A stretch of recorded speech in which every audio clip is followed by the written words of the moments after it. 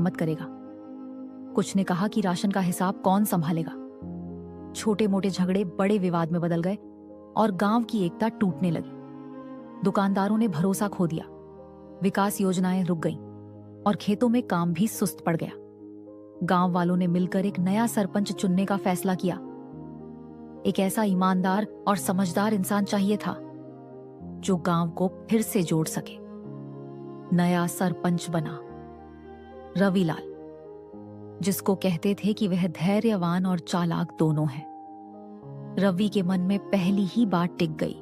भोला को ढूंढना हमारा काम है, क्योंकि अगर वह जिंदा है और किसी कष्ट में पड़ा है तो हमें उसे बचाना चाहिए। रवि ने गांव-गांव जाकर पता लगाना शुरू किया। वह उन रास्तों पर गया जहां से भोला आखिरी बार गुजरा था। उसने जंगल के किनारे देखा। वह कुएं के पास बैठकर पूछता रहा, भोला कहाँ है?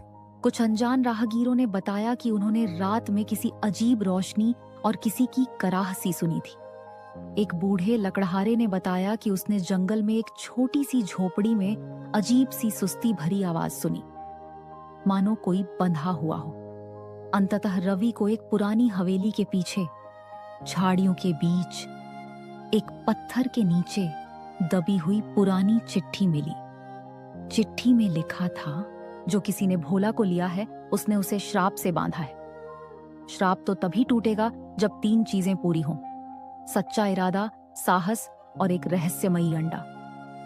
चिट्ठी के पन्ने पुराने थे और उस पर एक अर्ध धुंधला नक्शा भी बना था, जहां एक चिन्ह अंधेरे तालाब के पास दिख रहा था।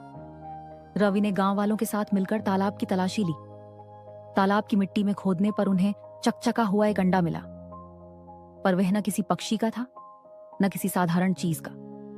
अंडा हल्का सा चमकदार, ऊपर से दरारें लिए और उस पर प्राचीन नक्काशी थी।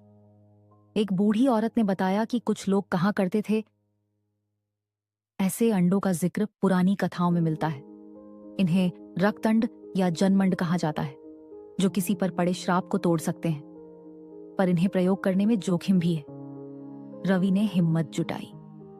उसने गांव के सबसे बुद्धिमान पंडित और एक बहादुर नौजवान को साथ रखा। पंडित ने कहा, अंडे का असर तभी होगा जब उसे सच्चे मन से और आत्मीयता से प्रयोग किया जाए, सिर्फ दिखावा या स्वार्थ से नहीं। रात के समय जब पूरा गांव चुप था, रवि और पंडित तालाब के किनारे गए। उन्होंने अंडे को एक छोटी सी अग्नि पर रखा, मंत्र पढ़े और अंडे को ध्यान